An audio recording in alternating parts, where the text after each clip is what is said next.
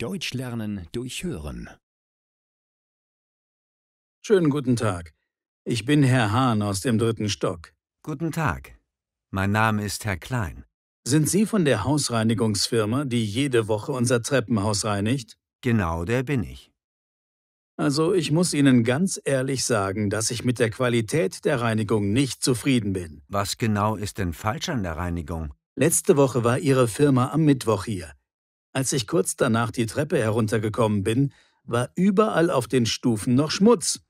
Außerdem wurden die Fenster schon seit Wochen nicht mehr geputzt. Da kann man ja kaum noch durchschauen. Letzte Woche war ich im Urlaub, Herr Hahn. Da hat meine Vertretung Ihr Haus geputzt. Ich werde heute wieder sehr gründlich sein. Ich hoffe, dass das nicht noch einmal vorkommt. Ich spreche mit meiner Vertretung darüber. Na gut, aber was ist mit den Fenstern? Schauen Sie doch mal, wie dreckig die sind. Wir haben von der Hausverwaltung den Auftrag über wöchentliche Reinigung des Bodens bekommen.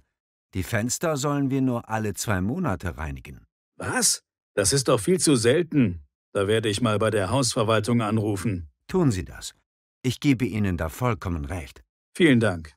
Einen schönen Tag noch. Das wünsche ich Ihnen auch.